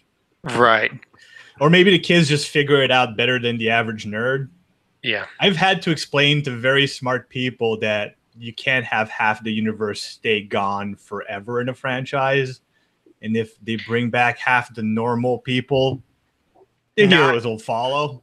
What bothers me about the whole thing is that Thanos is a moron. He really is. He thinks let's just take Earth, take away half the people so that there's enough resources for everybody. In 1950, for example, we had way less than half of what we have now, the population that we have now, and people were starving. Oh, yeah. Well, that's not the problem. Yeah, but we only had half the McDonald's back then, Mike. Yes, good point. Now we have twice the McDonald's. The Malthusian idea of limited resources becomes ridiculous the moment you go interstellar. Also, like the idea, like the fact that we have limited resources on Earth, yes, I guess, although we're getting better at using them, but it becomes completely absurd once you can go to other planets. Like, oh, we're running out of water. There's planets that are made entirely of water. In our solar system, there's Europa. It's just water. Yeah, one of Saturn's moons. There's also that title I can't pronounce. Eucalyptus or something. Europa. It's not Europa. No, there's another one. But yeah, there's plenty of water just in this solar system. But and that's the thing, like it's hard to get those resources. I get it, but the moment they start showing us people that get onto a starship and travel to different star system as easily as you and I would take an Uber, again, resources don't seem like that's much of a problem. So yeah, no, Thanos is an idiot, but good news, he's supposed to be an idiot. That's how he is in the comics. So I guess they're keeping to canon. Also, if you can snap your fingers and wipe out half of the population of the universe, can't you also use that magic glove to make more resources for the population that exists in the universe? Well, it's 'cause in the comics originally, the reason he was killing half the population was as a gift for the anthropomorphized incarnation of Death herself. But, yeah, see, that makes more sense. They should have kept to that. Yeah, I guess they didn't want to go into that sort of mystical angle of the storyline. Well, I think you would have had no sympathy for all in the one scene where he has some remorse. Right. If you're a worshiper of death, I mean, the guy would be totally hateful. There was a point where you at least had some feeling for him. I still think he's an SOB. You know, I just realized something. We're all a bunch of nerds. Yeah. Didn't we begin this conversation by saying not to get too nerdy? That boat has sailed. And we do exactly that. All right. Coming up next week is Mike Thorne, then Dwight L. McPherson. On August 5th, I will be out of town, so no show. August 19th, Victor LaValle. Lots of good guests coming up. Matt Ruff's going to be on the show. Thank you, Kelly, on October 7th. Yeah, that should be fun. Yeah.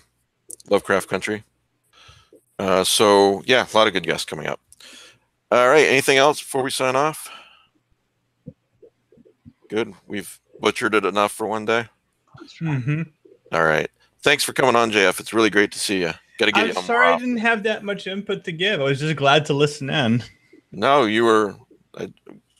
You well behaved. A lot of input in the second hour. I appreciate it. Can I mention thanks to Kevin Wilson, who jumped on the eZine message board and was kind of taking over for Matt not being here and posting links to everything we were talking about. So thanks, Kevin. You rock. Yeah, I didn't notice that, but thank you. So, all right. Thanks, everybody. Thanks, everyone, for listening, and thanks to the Patreons. Google Lovecraft eZine Patreon. You get more content. And we will see you next week. Thanks, guys.